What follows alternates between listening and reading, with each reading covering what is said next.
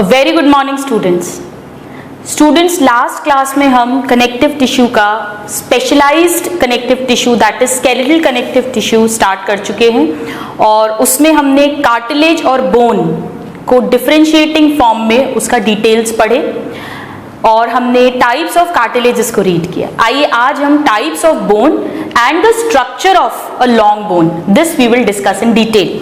So let us first try to list the types of bones. Types of bones. Now, students, bones जो होती हैं इन्हें दो basis पे क्लासिफाई करते हैं। पहला बेस है कि उस हड्डी का, उस बोन का शेप क्या है। So, the first basis is the shape of bone. Shape of bone. Now, on this basis, the bones can be of 4 types.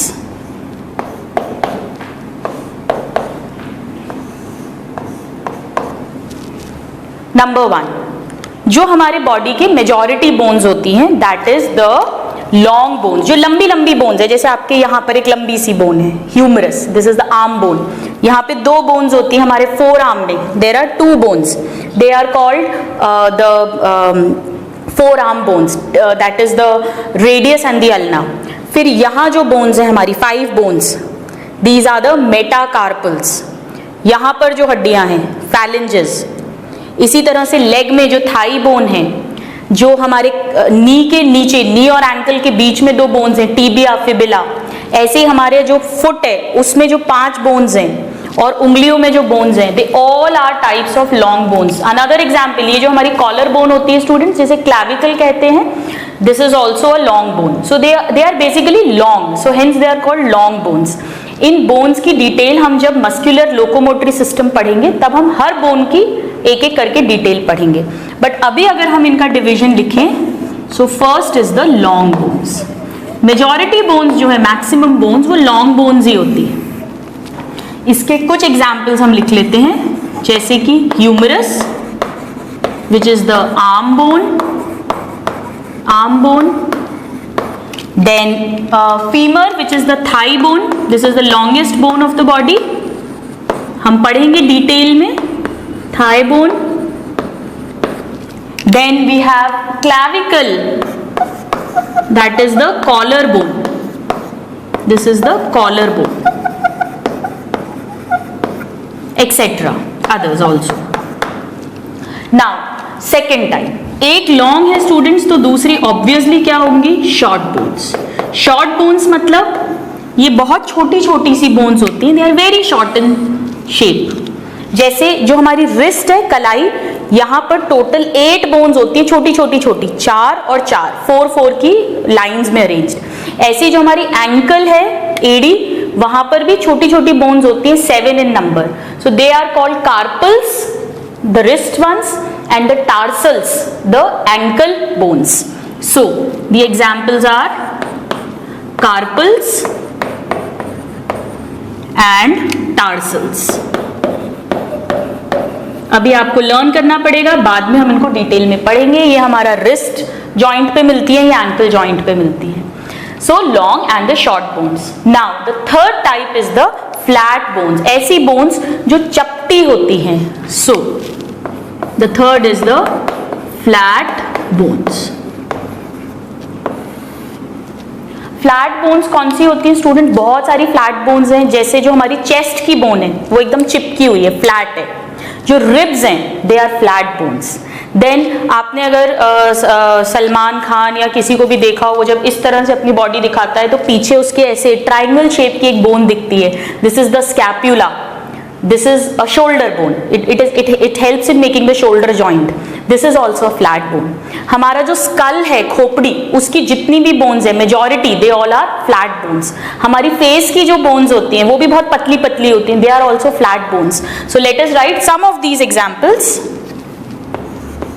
Ribs अगर याद रहेगा तो रिब्स के साथ ही रिब्स कहां जुड़ रही हैं आगे, स्टर्नम पे, which is the chest bone, then scapula जो पीछे शोल्डर बना रही है, देन हमारा जो स्कल की बोन्स है, skull bones, then we have the face bones, facial bones, etc. So they all are flat in shape. Now the fourth category. The fourth category is students irregular bones. इनका कोई भी particular shape नहीं होता है. So irregular bones.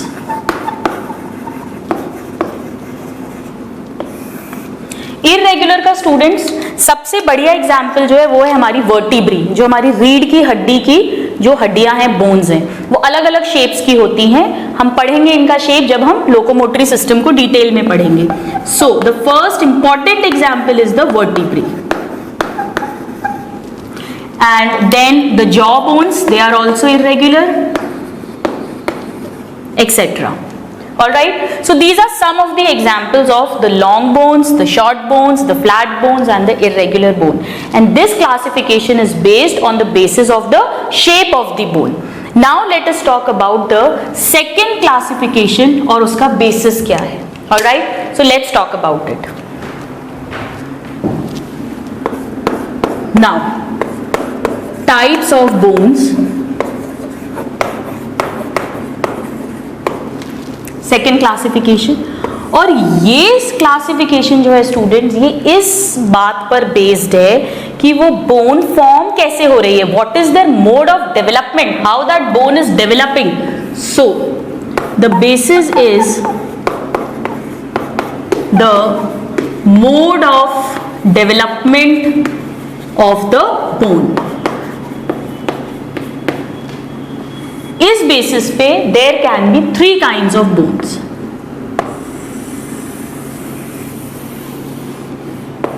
One, 2 and 3.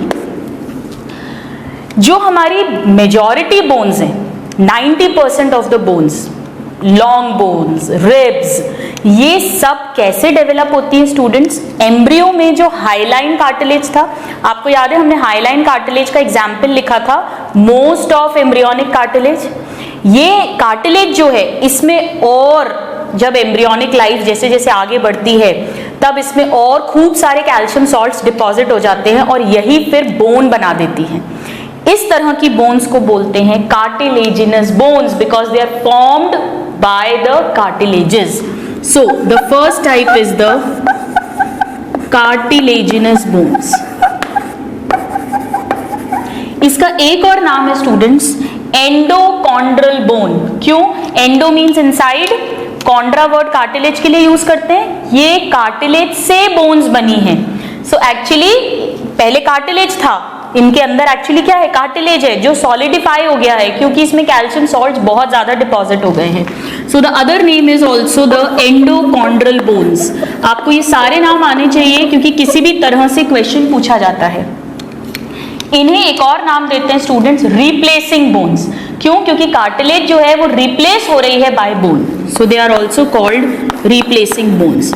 So these are the 3 names of the same category, replacing, endochondral और cartilaginous bones.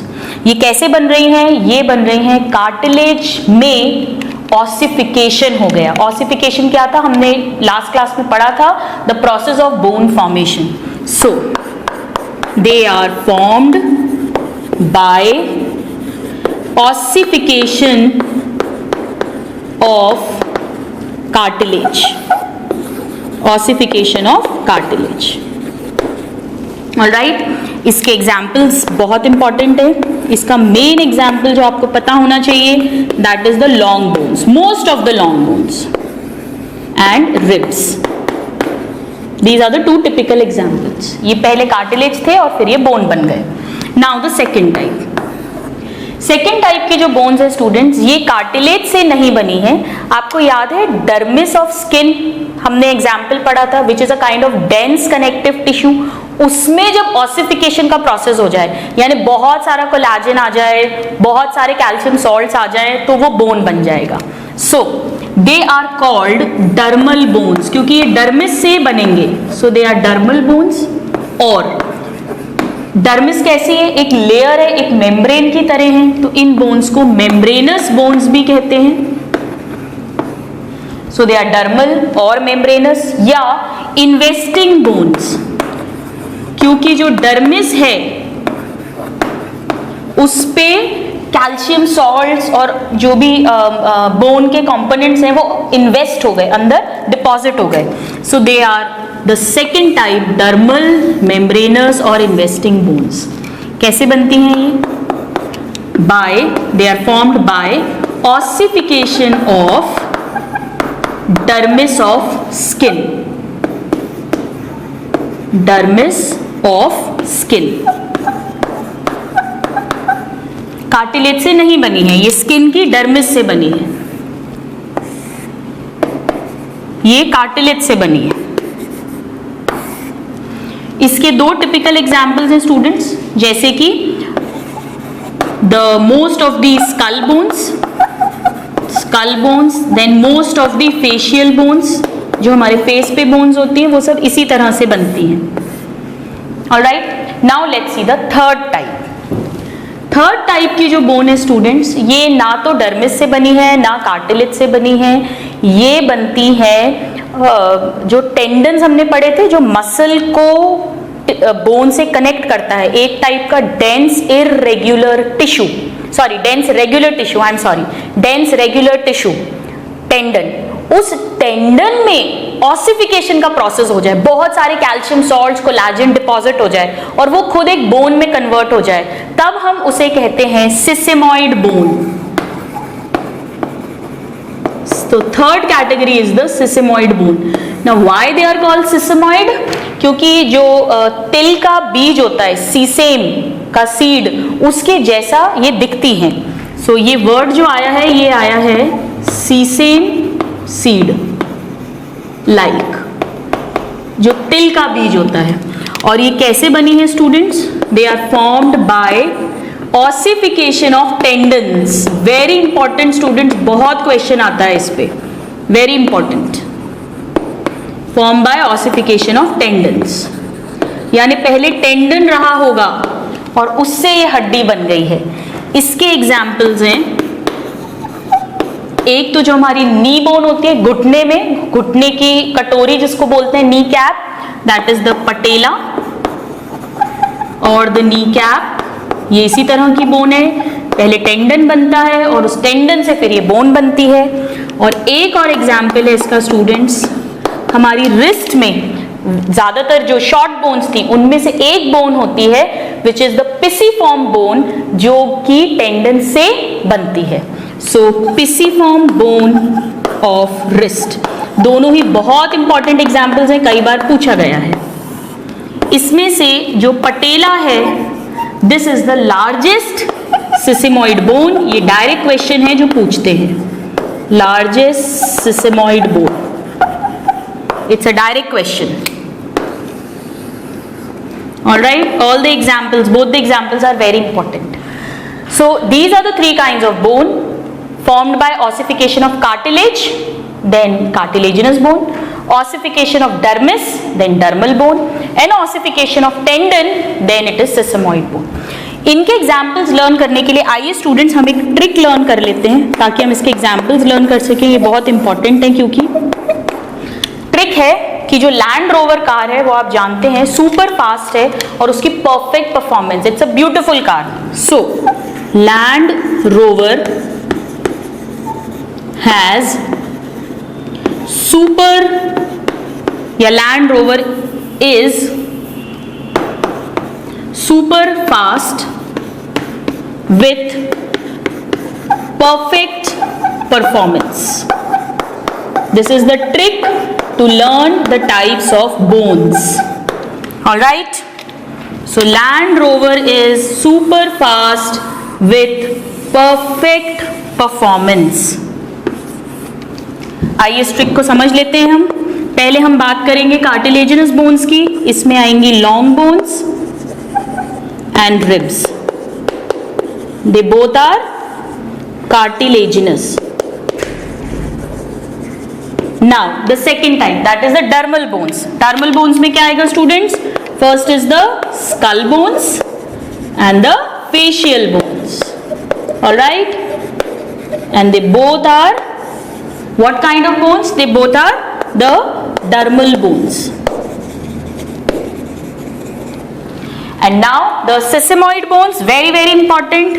One is the patella, which is the kneecap, and the other is the pisiform bone of wrist. Pisiform bone, and they both are the sesamoid bones. So the trick is that Land Rover is super fast with perfect performance. This is the trick to remember the types of bones.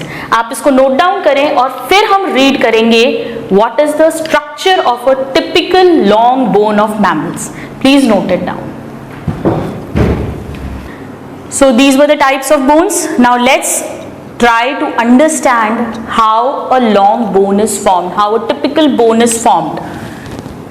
So students, let us now understand the structure of mammalian long bone.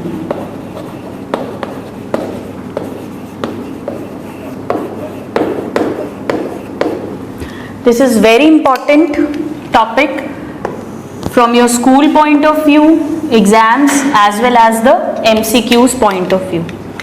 हम यहाँ पे long bone का structure पढ़ रहे हैं students, वो भी एक टिपिकल मैमेलियन लॉन्ग बोन का। एक ऐसा कैरेक्टर इसमें मिलेगा जो नॉन मैमेलियन लॉन्ग बोन्स में नहीं मिलता है। पहले हम इसका एक्सटर्नल स्ट्रक्चर देखते हैं और फिर हम इसका कट सेक्शन देखेंगे। Alright, so let us try to understand how a long bone is formed. एक लॉन्ग बोन जो होती है स्टूडेंट्स, उसके 3 पार्ट्स होते हैं। Now this is a typical long bone that I am drawing. All right. Now ये जो part है this and this दोनों एंड्स पे, ये मैंने थाई बोन बनाई है, इन्हें कहते हैं epiphysis. Epiphysis, this is also epiphysis and this is also epiphysis.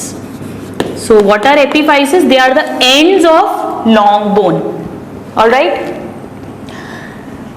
ये जो ये epiphysis हो गया। अब ये जो बीच का शाफ्ट है, this part is called the diaphysis. So this is diaphysis. All right. ये है ends of long bone and this is the shaft of long bone. Epiphysis और डायफाइसिस के बीच में ये जो एक छोटा सा एरिया है, this is called metaphysis. Metaphysis. ऐसे ही यहां पर भी इन दोनों के बीच में ये जो एरिया है, this part, this is again metaphysis. Now जो मेटाफाइसिस होता है स्टूडेंट्स, वहां पर एक प्लेट मिलती है जिसमें ऑस्टियोब्लास्ट सेल्स हैं। और ऑस्टियोब्लास्ट सेल्स क्या करते हैं, हमने पढ़ा है, एक तो मैट्रिक्स बनाते हैं बोन का और एक मैच्योर बोन सेल्स बनाते हैं जिन्हें ऑस्टियोसाइट्स बोलते हैं, जो फिर आगे बोन को मैनेज करते हैं, मेंटेन करते हैं। यानी कि ये जो दोनों पॉइंट्स हैं, यहां पर क्या मिलेगी हमें, हैज एपीफाइजियल प्लेट। नाम एपीफाइजियल प्लेट है बट एक्चुअली ये एपीफाइसिस में नहीं है, ये इस पतले से एरिया में मिल रही है, छोटे से नैरो से एरिया में। And this is working like a growth point. Growth point मतलब यहां पे ऑस्टियोब्लास्ट है, ये ऑस्टियोब्लास्ट नया नया मैट्रिक्स बनाते जाएंगे, नए नए ऑस्टियोसाइट्स बनाएंगे, तो बोन जो है वो लंबाई में बढ़ती जाएगी। So they are helpful in the elongation of bone. Alright, now और क्या पार्ट है इसमें, ये जो बोन है ये चारों तरफ कवर्ड है एक white fibrous connective tissue layer से, जिसे हमने नाम दिया था, याद है आपको, periosteum. So let us draw it here. This is the periosteum. Periosteum पूरी बोन को कवर करेगी, बट जहां पर बोन के एंड्स हैं, जहां पर वो बोन दूसरी बोन के साथ जॉइंट बना रही है, वहां पर पेरियोस्टियम नहीं मिलेगी, क्योंकि उसकी जगह पर हमें मिलेगी कार्टिलेज। कौन सी वाली कार्टिलेज होगी? इसे कहेंगे आर्टिकुलर कार्टिलेज। याद है आपको, हाईलाइन टाइप है ये आर्टिकुलर कार्टिलेज, ताकि फ्रिक्शन ना हो। ऐसे ही ऊपर भी मिलेगी आर्टिकुलर कार्टिलेज, यहां पर पेरियोस्टियम एब्सेंट हो जाएगी। सो this is also articular cartilage, these both. Alright, ये स्ट्रक्चर हो गया। अब जो एपिफाइसिस है, यहां पर इस तरह से कैविटीज मिलती है, खोखली सी होती है, यानी कि ये स्पॉन्जी बोन की बनी है। कैसी बोन की बनी है? Spongy bone. Spongy bone means solid तो है, लेकिन बीच बीच में बहुत सारी स्पेसेस हैं, गैप्स हैं। ऑलराइट, अभी हम पढ़ेंगे। और ये जो गैप्स हैं, इसमें भरा हुआ है बोन मैरो। कौन सा वाला? रेड वाला बोन मैरो। इस तरह से यहां भी भरा हुआ है रेड बोन मैरो। ऑलराइट, इस रेड बोन मैरो के थ्रू ही क्या बनेगा? Red blood cells, white blood cells and platelets, यानी ब्लड सेल्स बनेंगे। सो अभी हम इसको लिख लेंगे। और अंदर की तरफ जो ये शैफ्ट है, इसमें एक बीच में कैविटी है, एक खाली खोखली जगह है, लाइक दिस। ये जो कैविटी है स्टूडेंट्स, इसे कहते हैं मेड्यूलरी कैविटी। ये केवल शाफ्ट रीजन में प्रेजेंट है, डायफाइसिस में।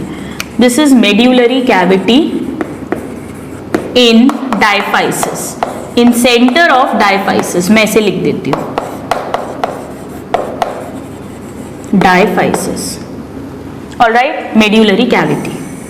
और इस मेड्यूलरी कैविटी को जो लाइन कर रही है, ये पतली सी लेयर, दिस एंड दिस, दोनों तरफ से लाइन कर रही है। इस लेयर को कहते हैं एंडोऑस्टियम। बाहर वाली को पेरियोस्टियम, अंदर वाली को एंडोऑस्टियम। ये भी काई की बनी होगी, ये भी फाइब्रस कनेक्टिव टिश्यू की बनी होगी, बट यहां पर ऑस्टियोब्लास्ट भी मिलते हैं। पेरियोस्टियम में भी ऑस्टियोब्लास्ट है, एंडोऑस्टियम में भी ऑस्टियोब्लास्ट है। यानी कि पेरियोस्टियम से तो बोन इस तरफ से बढ़ रही है, एंडोऑस्टियम से अंदर की तरफ से बढ़ रही है। यानी बोन की ग्रोथ कैसी है? Bye directional. जबकि कार्टिलेज जो होता है, उसकी जो ग्रोथ होती है वो केवल एक ही डायरेक्शन में होती है। कार्टिलेज के जो कॉन्ड्रोब्लास्ट हैं वो सिर्फ पेरीफेरी पे अरेंज्ड होते हैं, और वो एक ही साइड से इस तरह से बोन के को ग्रोथ करते हैं। जबकि ये सेंटर टू पेरीफेरी भी ग्रो कर रही है, क्योंकि एंडोऑस्टियम में भी ऑस्टियोब्लास्ट है, और ये पेरीफेरी टू सेंटर भी ग्रो कर रही है, क्योंकि पेरियोस्टियम में भी ऑस्टियोब्लास्ट है। प्लस ये लंबी भी हो रही है, क्योंकि मेटाफाइसिस में भी ऑस्टियोब्लास्ट है। तो इस तरह से जैसे पेड़ बढ़ता है लंबाई में भी और चौड़ाई में भी, उस तरह से एक बोन की ग्रोथ होती है। ऑलराइट, तो आइए हम पहले इस पॉइंट्स को लिख लेते हैं कि अगर हम स्ट्रक्चर की बात करें तो इसमें हमें क्या क्या मिलेगा। Number 1 is the epiphysis. Epiphysis, epiphysis क्या है? They are the ends of long bones. Ends of long bones, ये काय के बने हुए हैं, ये स्पॉन्जी टिश्यू के बने हैं, जो पोरस है, जिसमें बहुत सारे छेद है, खोखला है। So it is made of spongy tissue, that is spongy bone. Very very important point, question आता है।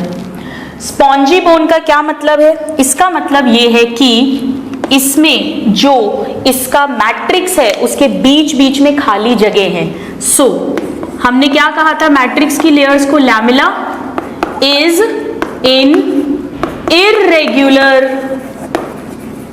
Arrangement, is in irregular arrangement as thin columns. पतले पतले कॉलम्स के फॉर्म में इसका मैट्रिक्स है, जिसके कारण से ये स्पंजी हो गई है, पोर्स हो गए हैं, और इन कॉलम्स को कहते हैं students ट्रैबिक्यूली।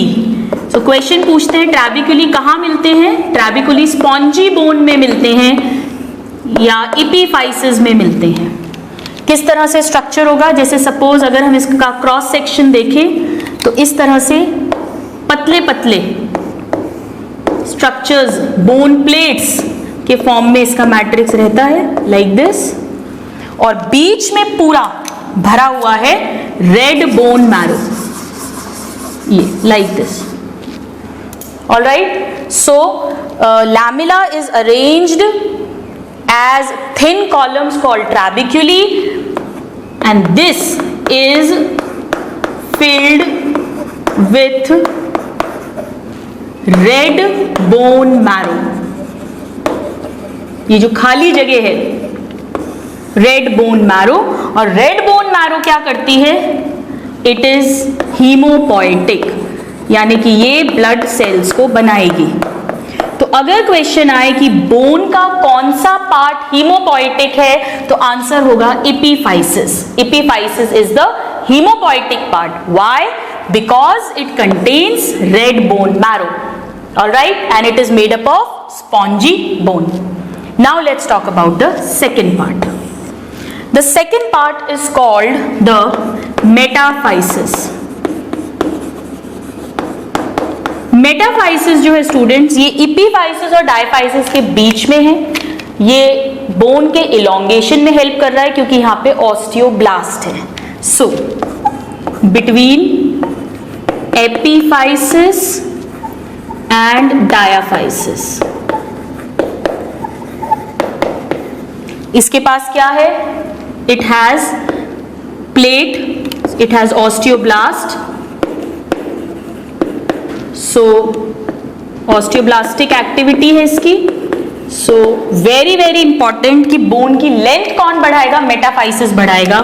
so it helps in bone elongation, bone elongation, very very important question। लंबाई जो बढ़ रही है वो मेटाफाइसिस के कारण बढ़ रही है। लेकिन ऐसा तो होता नहीं है कि पेड़ की तरह पूरी जिंदगी हमारी बोन बढ़ती रहती है, एक एज तक बढ़ती है और फिर हमारी बोन्स जो हैं उसकी लंबाई फिक्स हो जाती है। जैसे ही वो बोन कंप्लीटली डेवलप हो गई पूरी लंबी, तब ये मेटाफाइसिस जो है ये गायब हो जाती है। तब दो ही पार्ट्स रह जाएंगे, epiphysis and the diaphysis. This is the first part, second part and third part. Alright, लेकिन डेवलप्ड बोन में दो ही पार्ट्स रह जाएंगे अडल्ट बोन में। तो हम यहां लिख सकते हैं कि इट फ्यूजेस इन अडल्टहुड, क्योंकि अब बोन पूरी लेंथ अटेन कर चुकी है। Very important. तो पूछते हैं कि अडल्ट बोन में कौन सा पार्ट नहीं मिलेगा? मेटाफाइसिस नहीं मिलेगी। Now let's talk about the third part, that is the diaphysis. Diaphysis क्या बना रहा है students? It is the middle part which is making the shaft of the bone, जो मेन लंबी है। ये तो दोनों साइड्स हो गए और ये बीच में जो हड्डी है। So it is the shaft of bone. यहां पे जो लैमेला है वो बहुत सॉलिड फॉर्म में लेयर्स में अरेंज रहता है, बीच बीच में कैनाल्स रहती हैं, हम पढ़ेंगे अभी थोड़ी देर में। और ये जो बोन है ये बहुत डेंस है, इसे कॉम्पैक्ट बोन्स बोलते हैं। स्पॉन्जी बोन भी सॉलिड है स्टूडेंट्स, कॉम्पैक्ट बोन भी सॉलिड है, क्योंकि बोन तो होती ही सॉलिड है। पर स्पंजी का मतलब ये है कि बहुत सारे बीच बीच में छेद थे, जबकि यहाँ पर ऐसे छेद नहीं है, ये पूरी की पूरी एक यूनिफॉर्म फॉर्म में है। So made of compact bone. Now this is very important कि एपिफाइसिस तो बनी है स्पंजी बोन की और डायफाइसिस बना है कॉम्पैक्ट बोन का। ऑलराइट, ये जो कॉम्पैक्ट बोन है इसमें बीच में एक कैनाल है, एक कैविटी है, that is has this cavity, the medullary cavity. This is present only in diaphysis, बीच में, जिसके चारों तरफ एंडोऑस्टियम जो है वो अरेंज्ड है। सो it has medullary cavity in centre, बाकी तो पूरी ये कॉम्पैक्ट है इन सेंटर। और इसके अंदर भी एक टाइप का बोन मैरो भरा हुआ है जिसे येलो बोन मैरो बोलते हैं। So filled with, this cavity is filled with yellow bone marrow. Yellow bone marrow. Red bone marrow कहां पर है? एंड्स पे, इपीफाइसिस पे। येलो बोन मैरो कहां पर है? शाफ्ट में, सेंटर में, मेड्यूलरी कैविटी के अंदर। रेड बोन मैरो क्या कर रही है? ब्लड सेल्स को फॉर्म कर रही है। येलो बोन मैरो क्या कर रही है? फैट को स्टोर कर रही है। So what is the function? It stores fat. और कौन सा वाला फैट होगा? दो टाइप के फैट थे स्टूडेंट, याद है आपको? ब्राउन फैट और व्हाइट फैट। वहां पे हमने एग्जाम्पल भी लिखा था। व्हाइट फैट में yellow bone marrow of long bones. अब आपको समझ आया? लॉन्ग बोन, बीच का पार्ट, एक खोखली जगह है, उसके अंदर ये भरी हुई है, फैट को स्टोर करता है। कभी कभी जरूरत पड़ने पर ये रेड बोन मैरो में भी कन्वर्ट हो सकती है। So this is the outer structure, 2 epiphysis, 1 diaphysis, बीच में मेटाफाइसिस जो अडल्टहुड में फ्यूज हो जाएगा। पूरी हड्डी पे चारों तरफ पेरियोस्टियम, मेड्यूलरी कैविटी के चारों तरफ एंडोऑस्टियम और एंड्स पे आर्टिकुलर कार्टिलेज। आप इसको ड्रॉ करें। नेक्स्ट डायग्राम में हम इसका एक कट सेक्शन देखेंगे। अगर हम इस पार्ट को कट करके देखें तो हमें क्या दिखेगा? That is the internal structure. Please note this down. So now students, we have seen the structure, the outer structure of a long mammalian bone, and now let's understand that if we take a cut section of this bone, for example this is a bone, and now if I am cutting it like this, then what we will see. So now let's look into the internal structure of the mammalian long bone. We have seen it from the outside and we have seen that from outside we have epiphysis, the ends, the shaft, that is the diaphysis, which is made up of compact bone, and in between there is the metaphysis from where the bone grows in length. Now let us understand the internal structure. इसे समझने के पहले आइए हम diagram draw करते हैं ताकि हम इसे इजीली अंडरस्टैंड कर सकें। Suppose students, now you have to imagine this is the medullary cavity, alright? ये सेंटर में medullary cavity है। हम shaft का डायग्राम ड्रॉ कर रहे हैं। So ये medullary cavity है। medullary cavity के दोनों तरफ, इस तरफ और इस तरफ, हमें मिलेगी endosteum. So this is endosteum, जिसे हमने लास्ट डायग्राम में एक पतली सी लाइन बनाया था। Actually it has got some thickness. So this is endosteum. अगर हम यहाँ ड्रॉ करें तो यहाँ पर भी मेड्यूलरी कैविटी को क्या लाइन करेगी? एंडोऑस्टियम। अब हम बोन को किस तरह से कट कर रहे हैं? जैसे हम एक केक का पीस निकालते हैं या एक पेस्ट्री, हम उस तरह से देख रहे हैं। तो ये कैसा दिखेगा? ये तो एंडोऑस्टियम है और let us suppose this is the piece, और साइड में होगी periosteum. So this is the periosteum, alright? ये हम इस पीस को कंप्लीट कर देते हैं। So the outer covering periosteum which is made up of connective tissue, we know. The inner covering endosteum, और ये पूरा बीच का जो कॉम्पैक्ट बोन है शाफ्ट की, शाफ्ट में सेंटर में मेड्यूलरी कैविटी, दोनों तरफ एंडोऑस्टियम, फिर कॉम्पैक्ट बोन और फिर दोनों तरफ आउटर साइड्स में periosteum, alright? So let us label it. This is periosteum, this is the endosteum, endosteum, this is the medullary cavity in the center, medullary cavity, and this entire thing is the compact bone. तो हम इस diagram में क्या देख रहे हैं? हमने transverse section cut किया है। ट्रांसवर्स सेक्शन ऑफ कौन सा पार्ट है? ये लॉन्ग बोन का डायफाइसिस, जो शाफ्ट है, सेंट्रल पार्ट है। So TS of diaphysis of long bone. आप इमेजिन कर पा रहे हैं स्टूडेंट्स? इसको इमेजिन करते हुए चलो, you will find it very interesting. So we have endosteum, we have the outer periosteum. इसके बीच में ये जो पूरा का पूरा है, this is the compact bone जो मैट्रिक्स का बना होगा और जिसमें ऑस्टियोसाइट्स मिलेंगे। तो अब आइए पहले हम इन दो के बारे में लिखते हैं and then we will talk about the matrix. So the first structure which is seen is the periosteum. Periosteum क्या होती है स्टूडेंट्स? बोन की आउटर कवरिंग है, जैसा कि हमने लास्ट डायग्राम में भी ड्रॉ किया था। पर जहां पर वो बोन दूसरी बोन के साथ ज्वाइन करती है, आर्टिकुलेट करती है, वहां पर पेरियोस्टियम एब्सेंट होती है, क्योंकि उस जगह पर हाईलाइन आर्टिकुलर कार्टिलेज प्रेजेंट होती है। वो बहुत इंपॉर्टेंट है, हमने लास्ट क्लास में पढ़ा था। Suppose this is one bone, this is the second bone. इन दोनों बोन्स के जो एंड्स है, दिस एंड दिस, इन दोनों एंड्स के बीच में अगर फाइब्रस टिश्यू रहेगा तो ये तो मूव ही नहीं कर पाएंगे। हम चाहते हैं कि इस बोन को, इस जॉइंट को मोबिलिटी मिले, तो इन दोनों के बीच में कार्टिलेज प्रेजेंट होती है which is comparatively less solid. We have already studied. So periosteum is the outer fibrous covering of bone,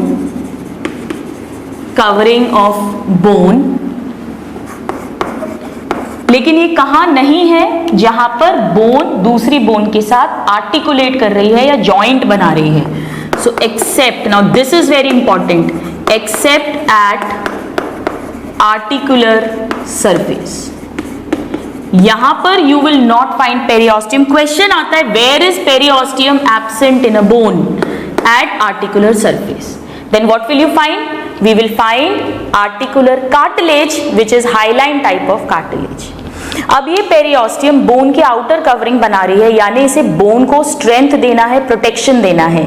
तो ये किसकी बनी होगी? This is made up of white fibrous connective tissue which will provide strength to the bone.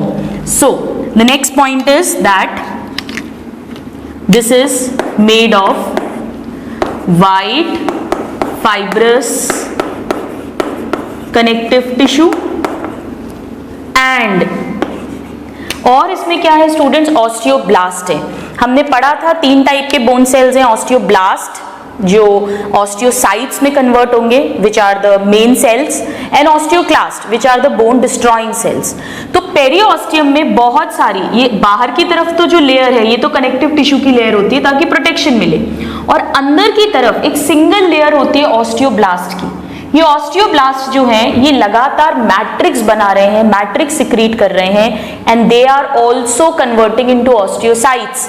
इस तरह से ये अंदर की तरफ मैट्रिक्स सिक्रीट करते हुए बोन की जो विड्थ है, चौड़ाई है, उसको लगातार बढ़ा रहे हैं। So they have white fibrous connective tissue and osteoblast, alright. So it has white fibrous connective tissue and osteoblast. Now let's see the endosteum. The second part is endosteum. एंडोऑस्टियम जो है ये इस सिर्फ शाफ्ट एरिया में मिलेगी, और shaft area में जो सेंटर में मेड्यूलरी कैविटी है इसकी लाइनिंग बनाएगी, इस तरफ भी इस तरफ भी। हमने एक ही साइड का पार्ट देख रहे हैं अभी। So the first point is that it lines medullary cavity. Question पूछते हैं where it is present? It is present around medullary cavity. इसके पास क्या है स्टूडेंट्स? इसके पास भी ऑस्टियोब्लास्ट है, और वो ऑस्टियोब्लास्ट इस तरफ towards this side they will produce the matrix and osteocytes. तो यहां से भी मैट्रिक्स आ रहा है, यहां से भी मैट्रिक्स आ रहा है, यानी बोन की जो विड्थ है वो दोनों तरफ से बढ़ रही है। इसीलिए बोन ग्रोथ को बाय डायरेक्शनल कहते हैं। बोन की जो लंबाई है, लेंथ, वो तो मेटाफाइसिस इंक्रीज कर रहा है, और बोन की जो विड्थ है it is increase by both periosteal osteoblast and endosteal osteoblast. That means bone जो है वो दोनों तरफ से बढ़ रही है, आउटर साइड से भी इनर साइड से, दोनों तरफ से मैट्रिक्स सिक्रीट हो रहा है, hence it is by directional growth. This is a direct question जो पूछा जाता है। So it lines medullary cavity and it has osteoblast and osteoclast. इनका क्या फंक्शन है अभी हम थोड़ी देर में देखेंगे। तो तो इसके पास ऑस्टियोक्लास्ट भी है जो बोन को डिसॉल्व करेंगे, ईट करेंगे, और ऑस्टियोब्लास्ट भी है। Hence we can say that bone growth is bidirectional. ये क्वेश्चन पूछते हैं, bidirectional both from endosteum and from periosteum. Whereas जो कार्टिलेज होता है स्टूडेंट्स, उसमें एंडो कार्टिलेज नहीं होती, एंडोकॉन्ड्रियम नहीं होती, इट हैज ओनली पेरिकॉन्ड्रियम चारों तरफ, और वो पेरिकॉन्ड्रियम जो है वो कॉन्ड्रोब्लास्ट उसमें प्रेजेंट होते हैं जो कार्टिलेज का मैट्रिक्स बनाते हैं। यानी कार्टिलेज सिर्फ आउटर टू इनर साइड ही ग्रो कर रही है। So cartilage growth is unidirectional, it is unidirectional. All right, so these are the two important questions. Now let's talk about the third main part, and that is the matrix. ये जो एंडोऑस्टियम और पेरिऑस्टियम के बीच में पूरा material भरा हुआ है, हम जानते हैं, हमने पढ़ा है कि बोन का मैट्रिक्स सॉलिड होता है, यानी कि इसमें एक तो ग्राउंड सब्सटेंस है जो हर कनेक्टिव टिश्यू की तरह म्यूकोपॉलीसैकेराइड्स का बना है, प्लस इसमें बहुत सारे अबंडेंस ऑफ कोलेजन फाइबर्स है, प्लस बोन में क्या है, लॉट ऑफ कैल्शियम सॉल्ट्स, और इन कैल्शियम सॉल्ट्स के कारण बोन का मैट्रिक्स हार्ड हो गया है, सॉलिड हो गया है, बिल्कुल हमारे घर के फ्लोर की तरह, it has become solid. So matrix में दो कंपोनेंट्स हैं, organic components, that is the mucopolysaccharide sugars, the collagen fibers which are protein, so organic components, plus inorganic components, that is the calcium salts, inorganic components. Now ये matrix कैसा है, आइए हम समझते हैं। स्टूडेंट्स, ये जो मैट्रिक्स है ये सॉलिड है। अगर ये सॉलिड है तो फिर इसमें ऑस्टियोसाइट्स कैसे प्रेजेंट होंगे, इसे ब्लड सप्लाई कैसे मिलेगी? तो नेचर ने इसे बहुत ही ब्यूटीफुली क्रिएट किया है। आप इसको बिल्कुल ऐसे समझ सकते हैं जैसे किचन का जो रोल आता है या टिश्यू रोल आता है, टॉयलेट टिश्यू रोल आता है, उसमें क्या रहता है, बीच में तो छेद होता है और उसके चारों तरफ इस तरह से जो टिश्यू पेपर है उसका पूरा बंडल आता है। मैट्रिक्स जो है वो इसमें होमोजीनियसली अरेंज नहीं है, ऐसा पूरा पानी की तरह नहीं फैला हुआ है, वो सॉलिड है, और वो किस तरह से, बीच में एक छेद है और चारों तरफ मैट्रिक्स, फिर यहाँ पर एक टनल है, चारों तरफ मैट्रिक्स, फिर एक टनल, चारों तरफ मैट्रिक्स। ऑलराइट, आपको इमेजिन करना पड़ेगा। आइए यहाँ पर हम ड्रॉ करके देखते हैं। For example let us suppose ये एक टनल है। ये टनल क्यों है अभी हम बात करेंगे। ये एक और टनल है। टनल मतलब एक खोखली जगह, this is another tunnel. Alright, इस टनल के चारों तरफ जो मैट्रिक्स है वो कॉन्सेंट्रिक लेयर्स में अरेंज्ड है, just like a tissue roll bundle which we get like this, 1 layer, 2 layer, 3 layer. ये वही म्यूकोपॉलीसैकेराइड का बना हुआ है, कोलेजन के फाइबर्स हैं, कैल्शियम सॉल्ट्स हैं, लाइक दिस। इसके भी चारों तरफ बना देते हैं हम इस तरह से, और भी होंगे। हम कट सेक्शन देख रहे हैं तो हम इसको इस तरह से हाफ बना देते हैं। There are many canals, tunnels with concentric layer of matrix, whole, the whole thing is arrange like this. So the first point is that matrix में अगर हम बात करें, that it is arranged in concentric layers, this is very important. और ये जो concentric layers हैं इन्हें स्टूडेंट्स कहते हैं lamella. Single is lamella, plural is lamellae. So matrix किस फॉर्म में मिलता है, लैमेली के फॉर्म में मिलता है। अब क्योंकि ये मैट्रिक्स सॉलिड है स्टूडेंट्स, तो इसमें ब्लड सप्लाई कैसे आएगी, ब्लड तो इसको मिलना ही चाहिए, नर्व सप्लाई मिलनी चाहिए। क्यों, क्योंकि bone is a living tissue, ये सेल्स का बना हुआ है। अगर इनको ब्लड नहीं मिलेगा तो ऑक्सीजन नहीं मिलेगा, न्यूट्रिएंट्स नहीं मिलेंगे, cells will die, the tissue will die, so they need blood supply. लेकिन सॉलिड है ये तो फिर इसमें ब्लड वेसल्स कैसे एंटर करेंगी, इसीलिए इनके बीच बीच में ये कैनाल्स हैं। अब आप इमेजिन करिएगा, ये एंडोऑस्टियम, ये पेरिऑस्टियम, ये पूरी बोन, तो बीच में लंबी लंबी नालियां और उनके चारों तरफ मैट्रिक्स सॉलिड बिछा हुआ है। यहां पे ये जो कैनाल्स हैं जिन्हें हमने कट करके देखा, एक पाइप है, आपने उसे कट करके देखा तो आपको सिर्फ ऊपर से गोल दिख रहा है, but actually it's a pipe, it's a long canal. यहां से निकलती हैं blood vessels, nerves, lymph vessels, ये सब यहां से निकल रही हैं लाइक दिस। इसे अगर हम ट्रेस करें, ये पूरा नीचे तक है स्टूडेंट, ये नीचे से आ रही है, हमें ऊपर निकलती हुई दिख रही है लाइक दिस। ऑलराइट, सो और क्या है मैट्रिक्स में? It enclose these longitudinal canals and they are called Haversian canals. Very important, they enclose Haversian canal.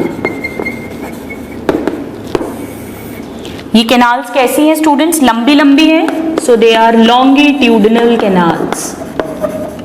यानी कि अगर सपोज ये बोन है तो suppose this is the bone and let us suppose ये हम बीच का पार्ट देख रहे हैं, तो पूरी लंबी लंबी कैनाल्स हैं, they are parallel to the long axis of the bone, so they are longitudinal and they carry, क्या क्या कैरी कर रही हैं ये? इनमें ब्लड वेसल्स आ रही है, मोस्ट इंपॉर्टेंट, नर्व सप्लाई इसी के थ्रू आ रही है, nerves, lymph supply etcetera, this is most important. तो ब्लड बोन के अंदर किसके थ्रू आती है? हैवर्सियन कैनाल के थ्रू ही एंटर करता है, अदरवाइज तो ये सॉलिड है तो ब्लड वेसल्स आ ही नहीं पाएगी। अब ये ब्लड वेसल आ कहां से रही है? ये तो बॉडी में बाहर से आ रही है ना, तो ये बोन में एंटर कहां से करती है? पेरिओस्टियम से ये एंटर करती है। सपोज ये एंटर करी like this, alright, so the blood vessel enters through the periosteum. Now just imagine, ये तो लंबी लंबी कैनाल्स है, यहां से ब्लड सप्लाई आई, तो ब्लड सप्लाई एक कैनाल से दूसरे कैनाल में कैसे पहुंचेगी? तो लंबी लंबी है, यानी कुछ एक इंटरकनेक्टिंग कैनाल्स होनी चाहिए जो इन लंबी लंबी लॉन्गिट्यूडिनल कैनाल्स को कनेक्ट करें। सो हम यहाँ पे पहले हैवर्सियन कैनाल ड्रॉ कर रहे हैं, ध्यान से देखिएगा, ये तो ब्लड वेसल है, ये कैनाल बनाई थी हमने ब्लू से, जो हमने गोल बनाया है, ये एक्चुअली कैसे है? इस तरह से ये पूरी कैनाल है, this is one canal, this is the second canal, ऐसे कई सारी कैनाल्स हैं। इस तरफ हमें ये एक ही आधी दिख रही है लाइक दिस,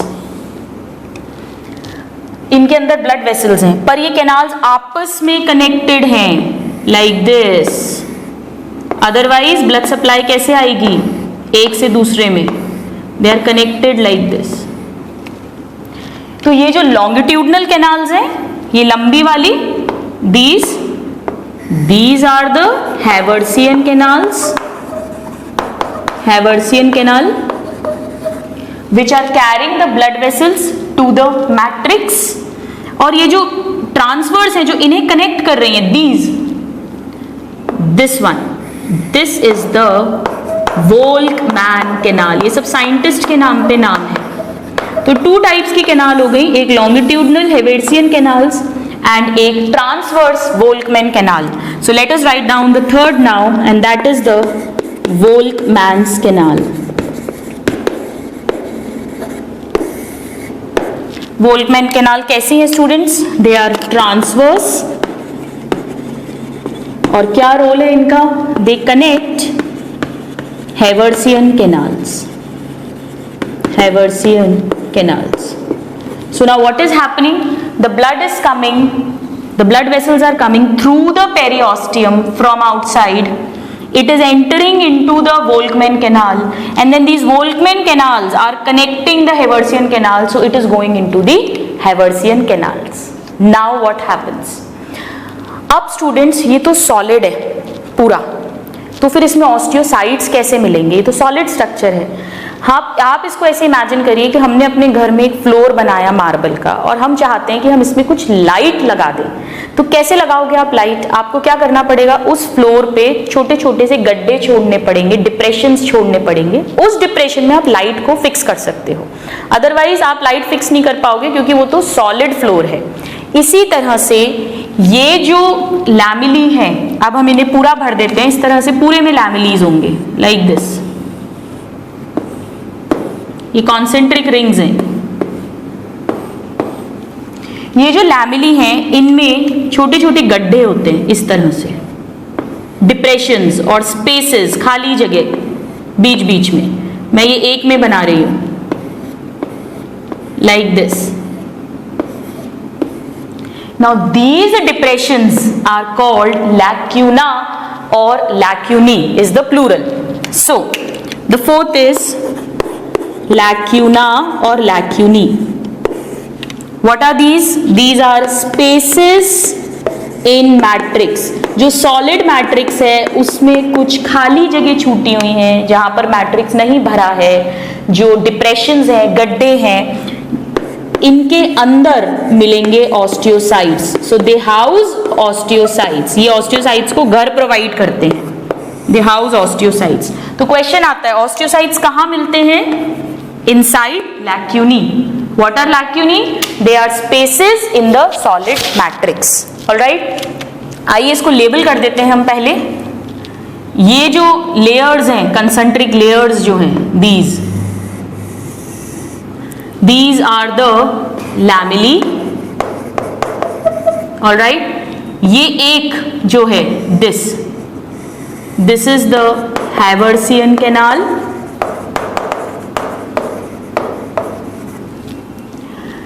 ये जो स्पेसेस हैं खाली, these are lacunae. Alright, now what happens?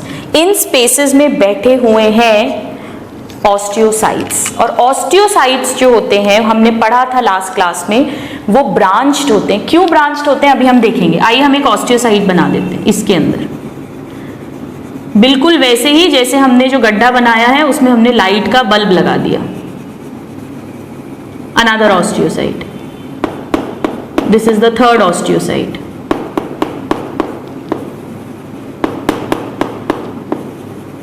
इस तरह से कई सारे ऑस्टियोसाइट्स जो हैं वो इन लैक्यूनी के अंदर अरेंज्ड हैं। Alright, let's label them.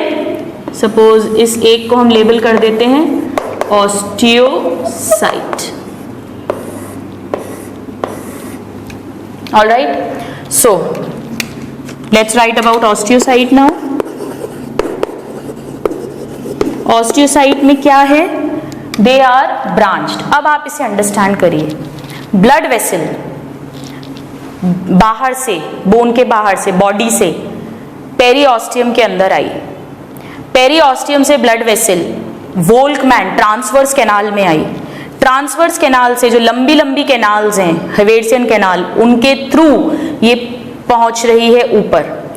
चारों तरफ है सॉलिड मैट्रिक्स, ये बीच में गई, ये मैट्रिक्स है इधर, इसके भी चारों तरफ मैट्रिक्स है, इसके भी चारों तरफ मैट्रिक्स है। अब ये ऊपर तक तो ब्लड वेसल आ गई, पर इसे ऑस्टियोसाइट तक पहुंचना है, क्योंकि मेन सेल क्या है? ऑस्टियोसाइट। ऑस्टियोसाइट तक ये कैसे पहुंचेगी?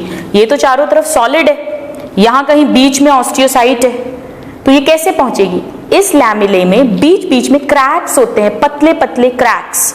इन क्रैक्स को कैनालिक्यूली कहते हैं। इन क्रैक्स के थ्रू जो ब्लड है, जो ब्लड वेसल लेकर आई है, वो ऑस्टियोसाइट तक पहुंचता है। और ऑस्टियोसाइट क्योंकि ब्रांच्ड है, तो एक ऑस्टियोसाइट दूसरे ऑस्टियोसाइट तक ब्लड पहुंचा देता है। यानी कि ये जो इनकी ब्रांचिंग है ऑस्टियोसाइट की, ये नेचर ने क्यों इन्हें ब्रांच्ड किया है? ताकि ये ऑस्टियोसाइट्स आपस में कनेक्ट हो सके और एक दूसरे को ब्लड दे सके। और ऑस्टियोसाइट तक ब्लड कैसे पहुंच रहा है? ये जो लैमेली में, मैट्रिक्स में पतले पतले क्रैक्स हैं, जिन्हें कैनालिक्यूली कहते हैं। ऑलराइट, सो स्टूडेंट, ये जो ब्रांचिंग है ये एक्चुअली क्या है? जो ऑस्टियोसाइट का साइटोप्लाज्म है उसी ने प्रोसेसेस दे रखे हैं, जैसे सूडोपोडिया होता है कुछ उस तरह से। So osteocytes have cytoplasmic processes, that means it is branched। और ये प्रोसेसेस क्या करते हैं? which connects them। In processes के कारण ऑस्टियोसाइट्स आपस में एक दूसरे से कनेक्ट हो रहे हैं ताकि वो ब्लड जो है वो सारे ऑस्टियोसाइट्स में सर्कुलेट हो सके, which connects them। और कैसे पहुंच रहा है यहां तक? थ्रू कैनालिक्यूली। कैनालिक्यूली क्या है? पतले पतले क्रैक्स हैं बोन मैट्रिक्स में, ताकि जो सपोज ये यहां से ब्लड वेसल आ गई, यहां तो पूरा सॉलिड है, अगर इस ब्लड वेसल को इधर पे एक ऑस्टियोसाइट है, यहां तक पहुंचना है, तो ये जो पतले पतले क्रैक्स होंगे, दीज आर द कैनालिक्यूली। आइए इस डायग्राम में ड्रॉ कर लेते हैं। ये cracks, these are the cracks. इस एक क्रैक को हम यहां भी बना देते हैं student. Suppose these are the cracks, these cracks are called canaliculi. Alright, so we have seen that in the internal structure there is an outer covering periosteum, which is white fibrous connective tissue plus osteoblast, endosteum which is the innermost lining. In between there is matrix. Matrix has organic compounds, that is the mucopolysaccharides and collagen fibers, and inorganic compounds, that is the calcium salts. Matrix lamella के form में है, that is in the form of concentric layers. ये layer solid है, तो इनके बीच बीच में लंबी लंबी कैनाल्स हैं, they are the Haversian canals and they are carrying these blood vessels, lymph vessels, nerves etcetera. इन कैनाल्स को आपस में जो कनेक्ट कर रही हैं, they are the Volkmann canal. और जो स्पेसेस हैं जिनके अंदर ऑस्टियोसाइट्स मिलेंगे, दे आर द लैक्यूनी। और ऑस्टियोसाइट्स जो हैं ये ब्रांच्ड हैं और ये कैनालिक्यूली के थ्रू इन तक ब्लड पहुंच रहा है। This is the main structure. तो हमने देखा कैसे ब्लड एक एक ऑस्टियोसाइट तक पहुंच जाएगा। सबसे पहले हेवर्सियन कैनाल में आएगा, कैनालिक्यूली के थ्रू ऑस्टियोसाइट्स तक पहुंचेगा और ऑस्टियोसाइट के ब्रांचिंग के थ्रू सारे ऑस्टियोसाइट्स में फैल जाएगा। So what is the basic unit of bone now? ये एक यूनिट है, this is one unit of bone, this is another unit. ये जो पूरा यूनिट है इसके अंदर क्या क्या आ रहा है? एक बीच की कैनाल है, चारों तरफ का मैट्रिक्स है और उसमें लगे हुए बैठे हुए ऑस्टियोसाइट्स हैं। ये जो तीनों स्ट्रक्चर्स हैं, this is called osteon. Very important. ये जो एक पूरा राउंड हमने बनाया है। So now let us write down the next part, very important. सभी इंपॉर्टेंट हैं स्टूडेंट्स, बट ये क्वेश्चन बहुत पूछते हैं। ऑस्टियन, ऑस्टियन इसी को हैवर्सियन सिस्टम बोलते हैं क्योंकि हैवर्सियन साइंटिस्ट थे जिन्होंने इसके बारे में सबसे पहले बताया था। सो ऑस्टियन और Haversian system, this is the structural unit of compact bone or the shaft of long bone। ये compact bone की बात कर रहे हैं हम, जो बीच में compact bone भरी है। We are not talking about the ends of long bone। ends of long bone जो epiphysis था, वहां पर तो spongy bone है जिसमें red bone marrow मिलती है, हम उसकी बात नहीं कर रहे हैं। हमने ये डायग्राम ही बीच वाली shaft का बनाया है, डायफाइसिस का। So this is the structural unit of compact bone। compact bone, this question is commonly asked। alright, so osteon, and osteon में क्या क्या है?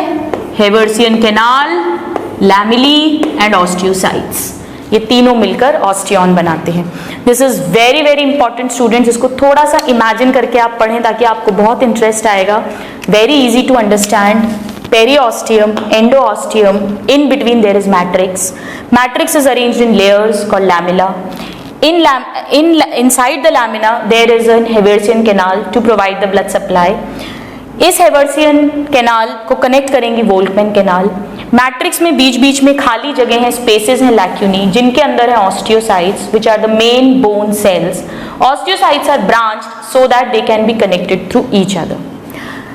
अब हमने ये कॉम्पैक्ट बोन का स्ट्रक्चर पढ़ा है। Now we will talk about the fourth part कि ये मेड्यूलरी कैविटी जो है ये किस तरह की बनी होती है और इसमें क्या मिलता है। स्टूडेंट सेम ऐसा ही डायग्राम हम यहाँ पर भी एक इसकी मिरर इमेज बनाएंगे, तब हमारी एक बोन कंप्लीट होगी। यहाँ पर एंडोऑस्टियम, फिर ये पूरा मैट्रिक्स और फिर periosteum. This is one bone, all right? So now you note it down and then we will talk about the last fourth part of a long bone. We talked about epiphysis, we talked about metaphysis, we talked about diaphysis।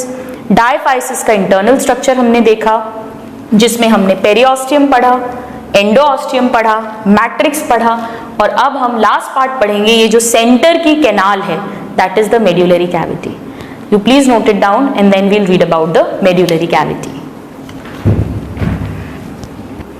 So now let's talk about the fourth part.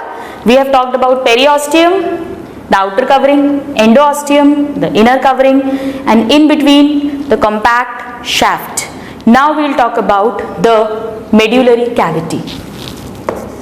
Let's talk about the fourth part.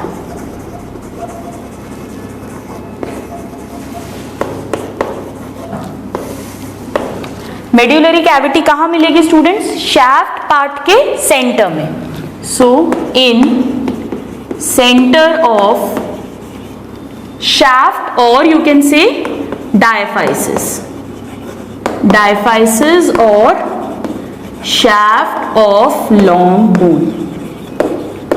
This we already know. इसी के ही चारों तरफ इसे क्या cover करती है? एंडोऑस्टियम. हमने पढ़ा है अभी अभी कि एंडोऑस्टियम मेड्यूलरी कैविटी को लाइन करती है. So we can write that it is lined by endosteum. Now इसके अंदर क्या फिल है स्टूडेंट्स? हमने ऑलरेडी हम ये पढ़ चुके हैं. जो एंड्स हैं लॉन्ग बोन के इपीफाइसिस, वहां पर मिलती है रेड बोन मैरो जो ब्लड सेल्स फॉर्म करती है, और मेड्यूलरी कैविटी में भरी हुई है येलो बोन मैरो जो व्हाइट फैट को स्टोर करती है ताकि जब जरूरत हो so we can get energy from this fat. Emergency condition में yellow bone marrow red bone marrow में कन्वर्ट होकर ब्लड सेल्स भी बना सकती है, but this is only in emergency, not normally. So normally अगर हम बात करें, it stores white fat in yellow bone marrow. तो इसके अंदर क्या भरा हुआ है? येलो बोन मैरो जो फैट को स्टोर करता है. So it's a direct question, कई बार पूछा गया है. इपीफाइसिस में रेड बोन मैरो मिलता है और मेड्यूलरी कैविटी में येलो बोन मैरो मिलता है. Red bone marrow blood cells form करता है, येलो बोन मैरो फैट को स्टोर करता है. So these are the internal structures of the shaft of a long bone. Now students, we'll read a very interesting point. What is the role of these osteoclast? अभी तक हमने osteoclast के role को discuss नहीं किया, तो आइए हम एक नोट करके इस रोल को डिस्कस करते हैं. This is very very important and very interesting to understand. Suppose ये medullary cavity है and this is endosteum. Alright, now ये एंडोऑस्टियम है. हमने फिर से एक केक का पीस ले लिया, पेस्ट्री ले ली. ऑलराइट, ये हम कट सेक्शन देख रहे हैं. This is the periosteum, now we know, and this is the endosteum. This part is the endosteum. Now what happens? Endosteum, ये बीच में पूरा मैट्रिक्स है जो लैमेले के फॉर्म में है. हम डिटेल्स में बात अभी नहीं कर रहे हैं. पेरियोस्टियम में अंदर क्या है? ऑस्टियोब्लास्ट. एंडोऑस्टियम में ऑस्टियोब्लास्ट भी है प्लस ऑस्टियोक्लास्ट भी है. Now what happens? जब भी बोन की ग्रोथ नॉर्मल से ज्यादा हो रही है, एक्स्ट्रा हो रही है, तो यहाँ के जो ऑस्टियोक्लास्ट हैं वो इस बोन को डिसॉल्व करने लगते हैं, खाने लगते हैं. कैसे तोड़ेंगे इसको? क्योंकि इनके पास कुछ एंजाइम्स हैं इन ऑस्टियोक्लास्ट सेल्स के पास जो एसिड सिक्रीट करते हैं, और ये एसिड्स उस बोन को गलाने लगते हैं, डिसॉल्व करने लगते हैं, डिस्ट्रॉय करने लगते हैं. तो ये बोन जो है ये इस तरह से टूटने लगेगी. तो अब मैं इस लाइन को हटा देती हूँ. Now this bone will start dissolving like this. ये टूटने लगी बोन. जब बोन टूटेगी यानी कि जो मैट्रिक्स है वो डिसॉल्व होने लग गया है, तो इसमें से कैल्शियम सॉल्ट्स जो हैं वो रिलीज होंगे, वो ब्रेक होंगे, तो सारे मिनरल्स, कैल्शियम, फास्फोरस जो है वो रिलीज होंगे. सो this is the activity of osteoclast, osteoclastic activity. इसके कारण से बोन क्या होगी? डिसॉल्व हो जाएगी, तो मिनरल्स रिलीज होंगे. नाउ दीज मिनरल्स जो रिलीज हो रहे हैं फ्रॉम द मैट्रिक्स, मैट्रिक्स के अंदर मिनरल्स है, calcium, phosphorus, hydroxy apatite crystals के फॉर्म में ये रिलीज होंगे, and these minerals will be taken up by the osteocyte of the periosteum, और ये इन मिनरल्स को यूज करके वापस से मैट्रिक्स बनाएगा और उसे वापस से अंदर की तरफ फॉर्म करेगा। तो यहां से जो मैट्रिक्स है वो डिसॉल्व हो रहा है, मिनरल्स रिलीज हो रहे हैं, इन्हीं मिनरल्स को यूज करके पेरिऑस्टियम के जो ऑस्टियोब्लास्ट हैं they are again secreting, synthesising the matrix. तो इस तरह से ऑस्टियोब्लास्ट और ऑस्टियोक्लास्ट एक दूसरे के बैलेंस में वर्क करते हैं। अगर ऑस्टियोब्लास्टिक एक्टिविटी ज्यादा हो गई, एबनॉर्मली हाई, तो बोन जो है वो मोटी हो जाएगी, बोन एबनॉर्मल शेप की हो जाएगी, it's the shape will get distorted. अगर ऑस्टियोक्लास्टिक एक्टिविटी ज्यादा हो गई, नॉर्मल से ज्यादा, इनके बीच में डिसबैलेंस हो गया, तो बोन टूटने लग जाएगी, एकदम थिन हो जाएगी। So they work in balance to maintain the proper normal shape of a bone. Nature ने इसे बहुत ही बैलेंस में वर्क करवाया है। So let us write down that osteoclast and osteoblast work in balance, work in balance, alright. और ये क्या करते हैं इस बैलेंस में वर्क करके? नंबर 1, मेंटेनेंस ऑफ, ये क्वेश्चंस पूछते हैं students, maintenance of proper shape of bone, ये फर्स्ट फंक्शन है, that is called bone remodelling, remodelling. For example कोई फ्रैक्चर हो गया है, वहां पर हम प्लास्टर लगा देते हैं, ये दोनों बैलेंस में वर्क करते हैं ताकि वो बोन जो है वो ना तो पतली रह जाए ना वो नॉर्मल से मोटी हो जाए। So they help to maintain the proper shape of the bone, this is the first function. Now what is the second function?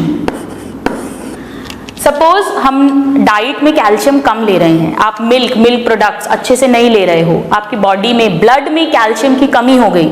Blood को तो कैल्शियम चाहिए ही चाहिए, जो भी उसके कैल्शियम रिलेटेड फंक्शंस है वो परफॉर्म करने के लिए। डाइट में हम ले नहीं रहे हैं, तो ब्लड क्या करेगा, बॉडी क्या करेगी, ऑस्टियोक्लास्ट की एक्टिविटी को बढ़ा देगी ताकि बोन्स टूटे और जो मिनरल्स हैं वो ब्लड में पहुंच जाएं, तो हमारी बोन्स जो है वो वीक होने लगती हैं। इसीलिए कहते हैं कि अगर हम प्रॉपरली मिल्क नहीं लेंगे, मिल्क प्रोडक्ट्स नहीं लेंगे, कैल्शियम नहीं लेंगे, तो बोन्स जो है वो धीरे धीरे वीक हो जाएंगी। क्यों? क्योंकि ब्लड बोन्स से अपना मिनरल न्यूट्रिशन खींच लेगा। इसी तरह से अगर हम कैल्शियम बहुत ज्यादा ले लें, कई पेशेंट्स होते हैं बिना लेवल चेक कराए कैल्शियम की गोली खाते ही जाते हैं, उनमें कैल्शियम में का जो लेवल है ब्लड में वो मोर देन नॉर्मल हो गया, तो क्या होगा, वो एक्स्ट्रा कैल्शियम जो है वो भी कहां जाएगी, ऑस्टियोब्लास्ट की एक्टिविटी बॉडी बढ़ा देगी ताकि वो एक्स्ट्रा कैल्शियम, एक्स्ट्रा मैट्रिक्स बनाए, तो बोन कैसी हो जाएंगी, एबनॉर्मल शेप की हो जाएंगी। तो हर चीज को बैलेंस में लेना है, ना कम ना ज्यादा। तो इस तरह से ये जो दोनों की एक्टिविटी है ये ब्लड में, बॉडी में कैल्शियम के लेवल को मेंटेन करके रखती हैं।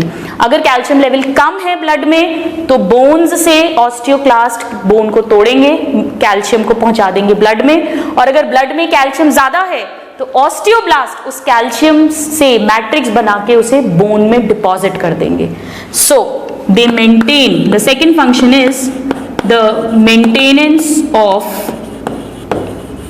calcium homeostasis of body. Now this is a very important question.